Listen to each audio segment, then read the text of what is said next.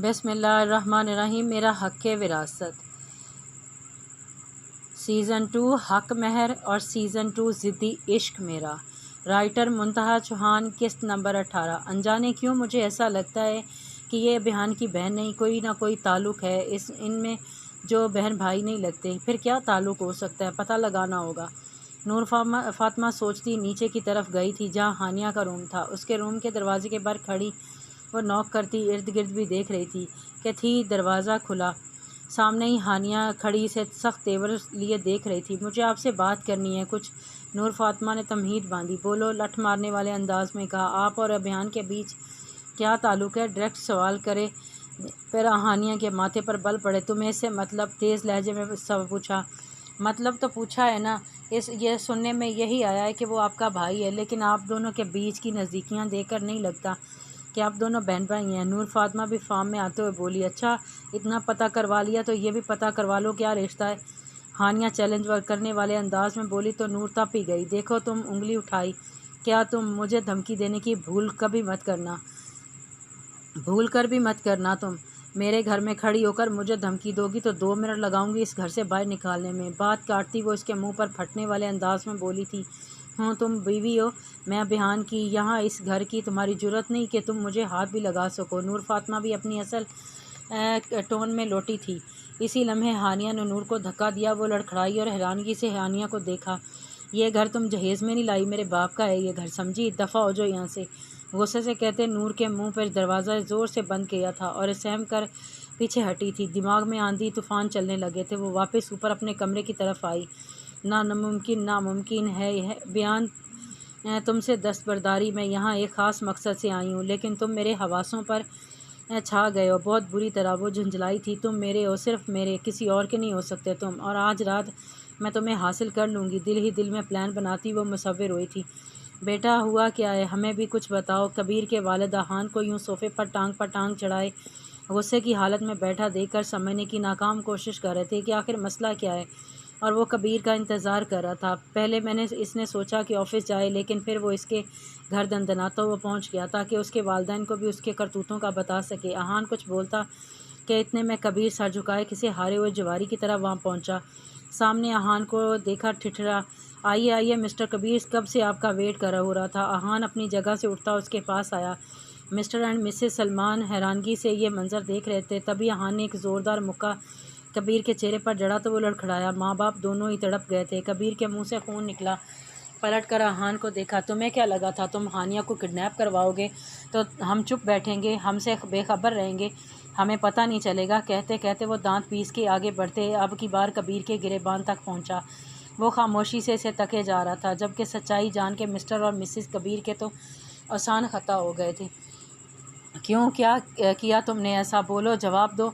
और अगर अब कुछ हो जाता तो? अहान के अंदर के दीवानेपन को कबीर बासानी महसूस कर सकता था। मोहब्बत है वो मेरी, मुझे इनकार किया था इसने, इसलिए उठवा लिया, लेकिन वो अब तुम्हारे पास नहीं है। अहान ने उसकी बात काटते पीछे धक्का दिया था। मतलब तुम इसे? कबीर को सख्त झटका लगा। तुम अभी तक खैरियत? तुम्हारी इतनी जुर्रत कैसे हुई तुम हानिया के साथ ये सब करो? हाँ, अहान ने इसे एक थप्पड़ रसीद किया तो मिस्टर सलीम तड़प कर आगे बढ़े। बेटा रुक जाओ, छोड़ दो कबीर को, माफ़ कर दो। वो मिन्नत भरे लहजे में बोले। आपके बेटे ने जो किया है ना, वो माफ़ी के लायक नहीं है। किसी लड़की के घर रिश्ता भिजवाओ, वो इनकार कर दे तो क्या इसे उठवा लोगे आप? अब की बार वो इतनी ज़ोर से धड़ा के दरो दीवार हिल के रह गए थे। मैं समझाऊंगा इसे बेटा। उनकी आंखें नम हुई थीं। अहान ने एक नज़र कबीर को देखा जिसकी आंखों में साफ बगावत थी। आगे बढ़ते जारहाना अंदाज में उसका गिरेबान पकड़ा। एक बात याद रखना, ये पहली और आखिरी गलती थी तुम्हारी जो मैंने तुम्हें छोड़ दिया। आज के बाद हानिया की तरफ आंख उठा के भी देखा ना, दोबारा कभी किसी काबिल नहीं छोड़ूंगा, जिंदा ज़मीन में गाड़ दूंगा।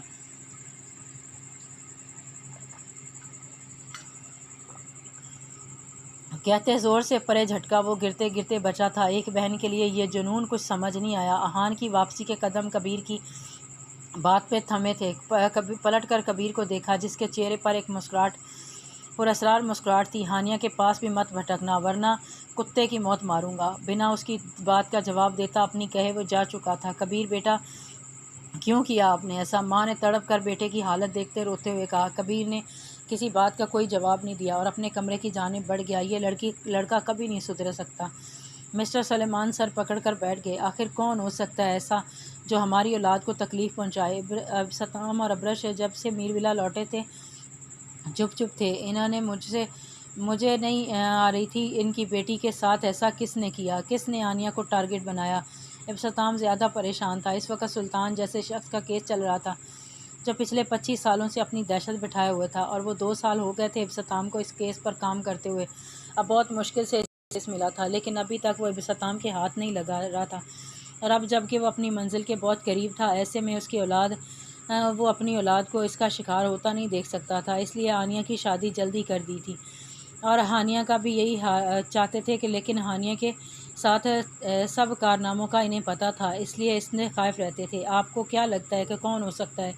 अब्रश ने उसकी जानिब मुड़ते हुए धीरे से पूछा था। कुछ समझ नहीं आ रहा। इब्सताम ने माथा मसला। लेकिन कोई है जो हमारे बच्चों को वो वापस आ गया है। मतलब ये सब इसने किया? एकदम से अब्रश अपनी जगह खड़ी होती इब्सताम की तरफ बात काट गई थी।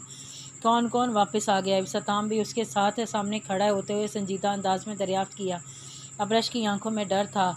अबर बताओ मुझे, इब्सताम ने अपने पास करते हुए पूछा था। इब्सताम अब्रश की आंखें नम हुई। इसे लगा शायद इब्सताम को बरवक़्त बता देती तो ये सब नहीं होता, वो पहले ही संभाल लेता। इसे पछतावा हुआ। बोलो, इब्सताम ने ज़ोर दिया। वो इंस्पेक्टर शाहान कहते हुए उसकी आवाज़ लड़खड़ाई।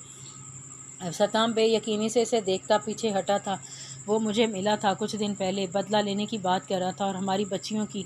अब्रश रो दी, और वो हमारी बच्चियों को निशाना बनाना चाहता है, और आप मुझे अब बता रही हैं? इब्सताम ने शौक़ से इसे देखते हुए दुखी लहजे में कहा। मुझे लगा वो ऐसी बकवास कर रहा है, कुछ नहीं कर सकता। अब्रश ने अपने आंसू साफ़ करते हुए सर झुकाया कहा था, तो इब्सताम नफ़ी में सर हिलाते स्टडी रूम की जानिब बढ़ गया था। अब्रश वहीं बैठती चली गई। अल्लाह जी मेरी बच्चियों की हिफाजत फरमाना, और दिल ही दिल में अल्लाह से दुआ गो थी। आप बेफ़िक्र हैं, बहुत जल्दी इसका पता चल जाएगा। इब्सताम कॉल बंद करता वापस मुड़ा। शाहान, लगता है इस बार मर के ही वापस जाओगे तुम। चेयर पर बैठते हुए सोचों में शाहान से मुखातिब था। किसी अननोन नंबर से कॉल आती देखकर आनिया ने मीर हादी की जानिब देखा। क्या हुआ, कॉल क्यों पिक नहीं कर रही हो? वो जो तैयार हो रहा था ऑफिस जाने के लिए, आनिया को बुत बने देख कर टिटरा। पता नहीं किसका है। आनिया घबराई। मीर हादी आगे बढ़कर कॉल पिक की और स्पीकर पर लगा गया। फ़ोन क्यों नहीं उठा रही थी? तुझे क्या लगता है तू बच जाएगी मुझसे? वो हाल करूँगा तेरा कि तेरे अपने भी तुझे पहचान नहीं पाएंगे। दूसरी तरफ की इसी आवाज़ सुनकर मीर हादी ने लब बीचे। एक बार तू बच गई, अब अगली बार कैसे बचेगी? वो तेरा शौहर क्या समझता है अपने आप को? हर बार बचा लेगा तुझे। मेरा वार अब की बार सीधा दिल पे होगा तेरी, समझी?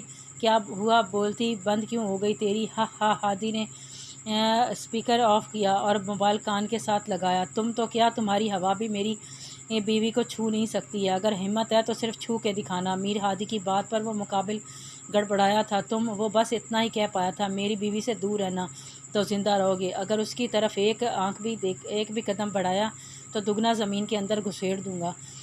खूनखार लहजे में कहता वो मुकाबिल की सांसें रोक गया था। फ़ोन कॉल बंद हो चुकी थी। वो वापस सहमी हुई आनिया की जानिब मुड़ा। क्या हुआ? मीर हादी की बीवी इतनी बुज़दिल नहीं हो सकती है। मीर हादी ने इसे प्यार से अपने करीब करते हुए कहा तो वो उसके चौड़े सीने से लग के आंखों मूंद गई थी। आप सब मेरा सब कुछ हैं मीर, मैं जानती हूँ आपके होते हुए मुझे कुछ नहीं हो सकता। इतने मान और यकीन से कहा कि मीर हादी के लबों ने मुस्कुराहट को छुआ। इसे खुद से लगाया। उसकी गिरद से बाल पीछे गर्दन से बाल पीछे करता वो अपना गहरा लम्स छोड़ गिरा गया था।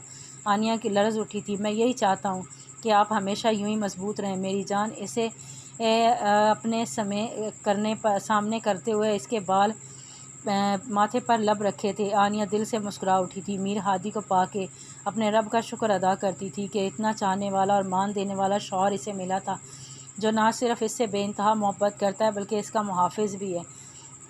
नूर की आंखें बामुश्किल खुली थीं और इसका सर भारी भारी हो रहा था।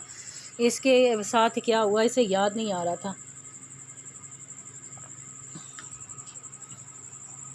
जहन पे ज़ोर देती वो उठी थी। मुंह हाथ धोती वो बाहर निकली थी। रात वो अभियान को अपना बनाने वाली थी, लेकिन फिर सो गई थी। वो अभियान वो कब आया होगा? रात को आया भी हुआ या तो इस रूम से क्यों नहीं आने वाला?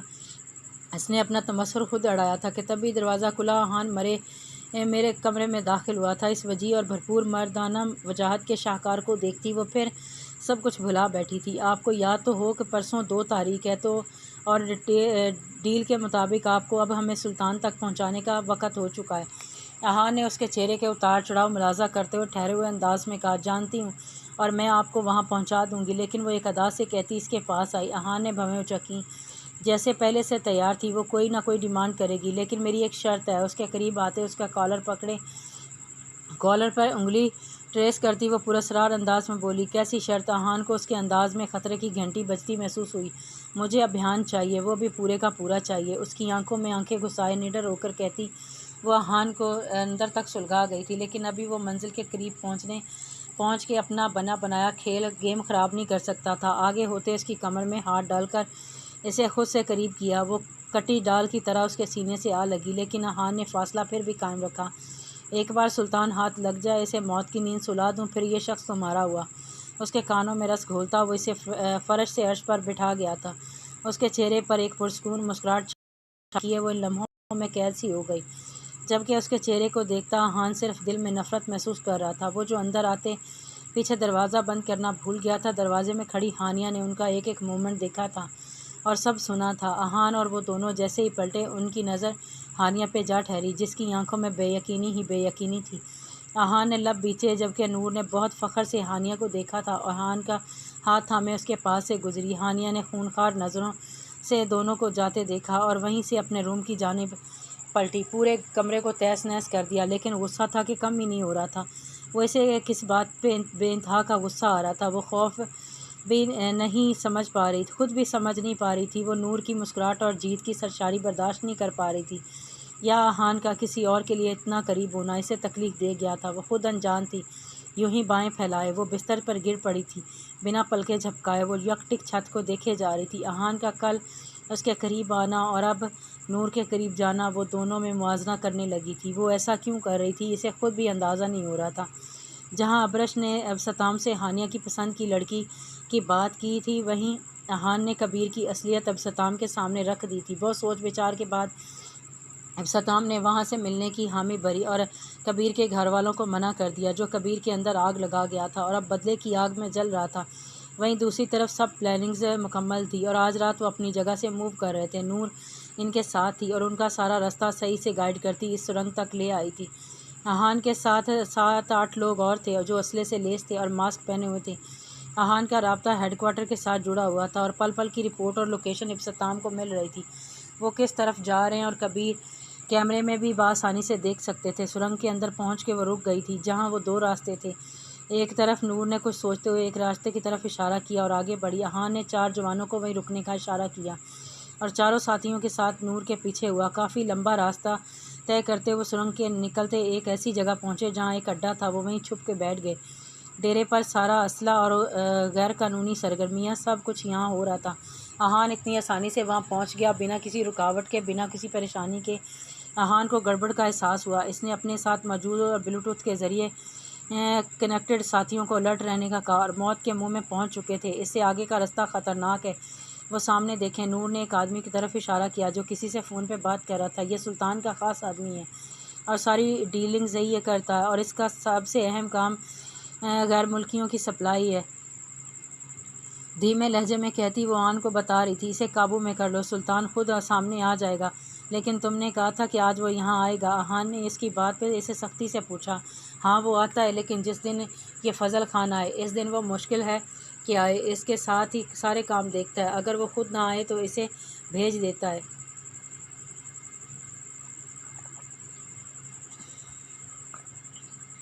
और उसके आने का मतलब यही है कि सुल्तान नहीं आएगा। अपनी बात मुकम्मल करती वो चुप हुई। इसके यूं पैंतरा बदलने पे अहान खून के घूंट भरता रह गया था। अहान ने एक नज़र सामने देखा और तादाद में काफ़ी ज़्यादा थे, मगर अहान को यकीन था वो इन पे काबू पा लेंगे, लेकिन एक अच्छी हिकमत अमली के साथ। इसने अपने साथ मौजूद साथियों के साथ प्लान तरतीब दिया। इससे पहले वो कुछ करता, फायरिंग की आवाज़ पे वो सब पलट के देखने लगे कि एकदम से क्या हुआ। क्या इन्हें इनकी आने की खबर मिल गई थी? लेकिन सामने का मंजर देखकर वो दंग रह गए। एक एक करके सभी ढेर होते जा रहे थे, लेकिन कौन इन्हें मौत की नींद सुला रहा था? वो समझने से कासिर था। वो सब अंगेज उन नीचे छुपे हुए थे। अभी तक कोई कार्रवाई नहीं की थी। वो हान के ऑर्डर्स के बाद बिना कुछ नहीं कर सकते थे। उनकी आंखों के सामने सब एक एक करके ढेर होते जा रहे थे। मैदान साफ हो रहा था। कुछ छुपते छुपाते अपनी जान बचा रहे थे। फायरिंग कहाँ से हो रही थी किसी को भी समझने का मौका नहीं मिल रहा था। हाँ नोटिस करने लगा कि गोलियां कहाँ से चल रही हैं, और फिर उसकी नज़र फायर करने वाले पर पहुंच गई थी। अहान का दिल चाह सबसे पहले इसे ही शूट कर दे। वो मास्क पहने इस वक्त वहाँ फिर से मौजूद थी। लाख मना करने के बावजूद वो बाज नहीं आई थी। अहान दांत पीसता रुख मोड़ फेर गया था। ये सब क्या हो रहा है? कौन है जो ये सब कर रहा है? नूर घबराई थी। अभी हान कोई जवाब देता कि शोर सुन के पलटा और उसके हाथ लग गई थी। वो फजल नामी शख्स इस मास्क वाली लड़की को पकड़ के सबके सामने कर चुका था। अहान को लगा जैसे किसी ने उसका दिल मुट्ठी में ले लिया हो। तुझे क्या लगा तू हमारे अड्डों पे आके हमारे बंदों को मारेगा और हमसे बच के निकल जाएगा? फजल घुरा के बोला था, जबकि वो ये नहीं जानता था सामने मास्क के पीछे लड़का नहीं लड़की है। ये कौन है? नूर ने भी छुप के देखा था। ये हमारे साथ तो नहीं थी। था तो फिर ये कौन है? मास्क हटाओ इसका। फजल ने ऊंची आवाज़ में चला कर कहा। एक शख्स उसकी जानिब बढ़ा तो इसने 2-3 कलाबाजियाँ मारते इसे 3-4 रख के लगाई और वहीं ढेर हो गए। एक के बाद एक जा रहा था लेकिन ढेर हो रहा था। इस मास्क के पीछे छुपे चेहरे को तो फजल ना देख सका, लेकिन जिसामत की चाल ढाल से वो अंदाज़ा लगा गया वो कोई लड़की है। अब इसे इस खेल में मज़ा आने लगा और वो जानबूझ के अपना एक एक आदमी उसकी तरफ भेजता। वो मार खा के वहीं ढेर हो जाता। बस खेल ख़त्म, मास्क उठाओ वरना। फजल ने गन का रुख सामने की कनपट्टी पे किया था और वो एक लम्हे को अपनी जगह सुन्न हो गई थी। जारी है।